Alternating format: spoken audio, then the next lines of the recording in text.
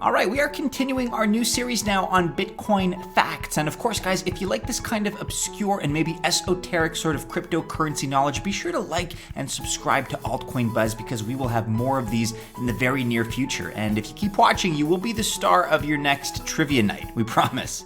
All right, here we go. Bitcoin fact number 4. Some of you may have heard about this one. It's kind of seeped into the urban legend category at this point. Back in 2010, we're now discussing the first recorded Bitcoin purchase. It was in that year that 2 Papa John's pizzas were considered as the first documented tangible items purchased with Bitcoin.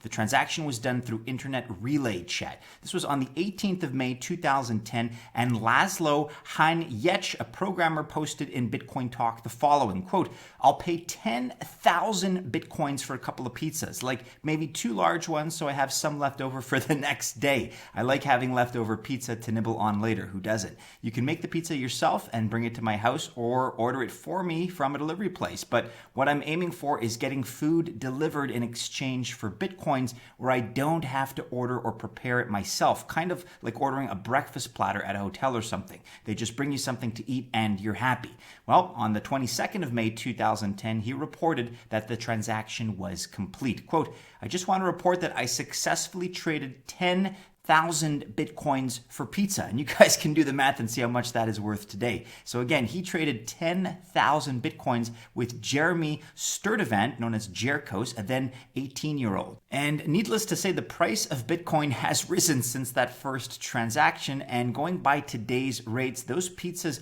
would have cost somewhere in the neighborhood of $135 million. $135 million.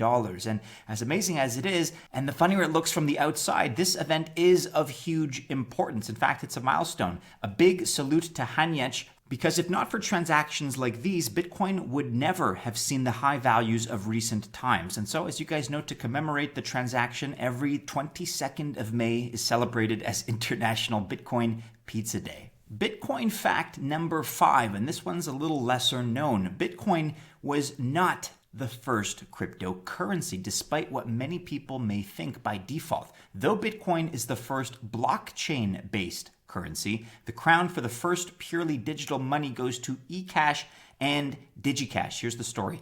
In 1983, David Chaum, a then 28-year-old PhD student in computer science from the University of Berkeley, California, published a scientific paper where he described digital money. Guys, back in 1983, Chaum used cryptography to create a blind digital signature to make money anonymous, and this was called eCash.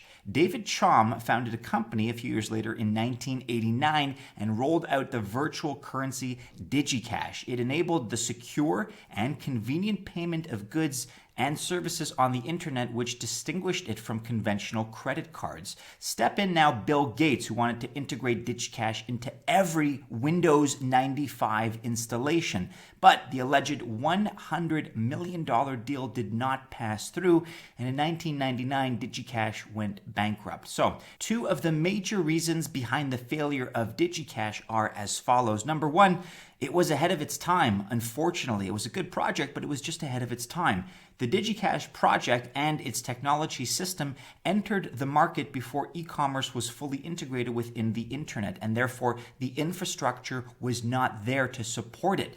Second reason, well, Bitcoin is decentralized and open source, as you know, whereas Chaum was a fan of patents and copyrights, which is bad for mass adoption. So digital cash, yes. Cryptocurrency, maybe, but certainly not blockchain in the way Bitcoin is today.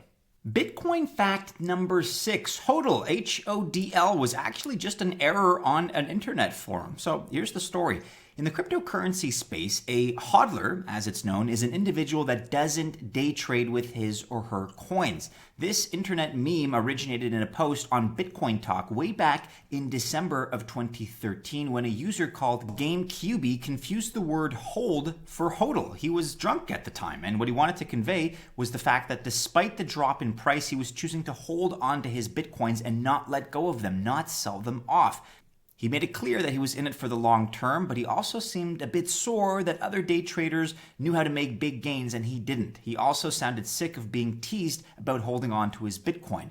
The post has now been viewed and read more than 790,000 times. So the expression was quickly adopted by other users in other similar internet forums. And nowadays, it's accepted as an approach to cryptocurrency investing that is focused on long-term returns and, of course, patience. As you members of the Altcoin Buzz army know, patience. A few years later, in 2017, Quartz listed HODL as one of the essential slang terms in Bitcoin culture and described it as a stance, quote, to stay invested in Bitcoin and not to capitulate in the face of plunging prices. TheStreet.com later referred to it as the, quote, favorite mantra of Bitcoin holders.